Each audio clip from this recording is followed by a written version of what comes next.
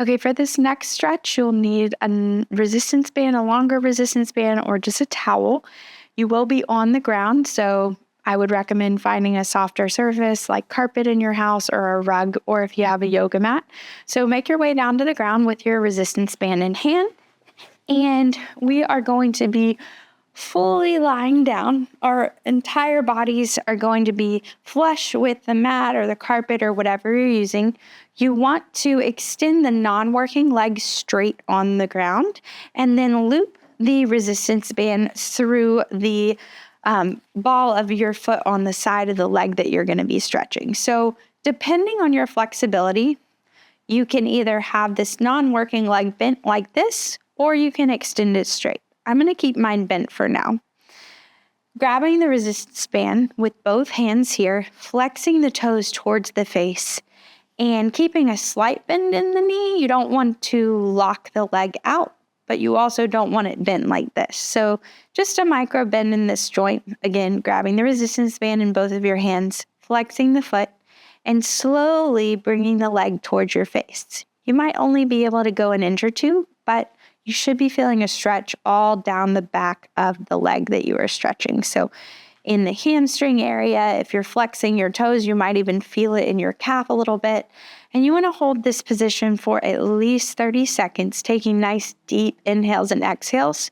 This is a really great stretch to just relax into because you're lying on the ground. You don't really need to be contracting much in your body. Again, deep breaths in through your nose and out through your mouth. Once you've held this position for at least 30 seconds, you can switch it up. So what you'll do is grab both straps in the non-working hand. So if you're stretching your right leg, you'll grab the straps in your left leg. Now for this position, you do want to have this knee that is bent flush with the floor. I'm going to slowly draw the leg over across my body, simultaneously reaching my non-working hand out for balance. You'll start to feel a stretch all down the outside of the working leg here. So in the hip, in the glute. What's important to note here is that your chest isn't coming off the ground. So you want to try to keep that shoulder maintaining contact with the back of the mat or wherever you're lying down. If you feel it start to come up, then you've gone too far. So only go as far as this shoulder allows you. Take a deep breath here. Hold this position at least 30 seconds.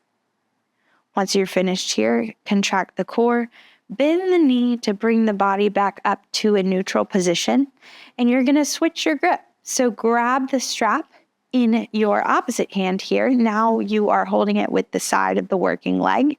You can keep this leg flush with the ground, extended straight. Again, check in with your posture. Make sure that you keep this foot flexed.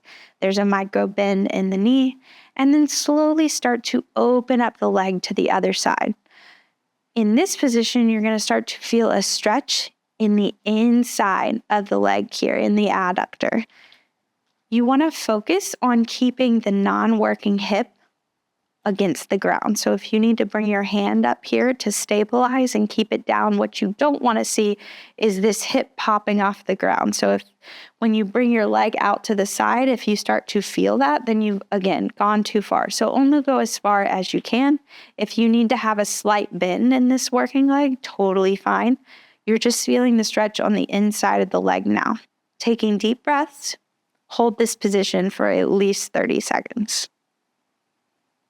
Once you're finished, bend your knee to bring the leg back up to a neutral position. Remove the strap and do it all on the other side.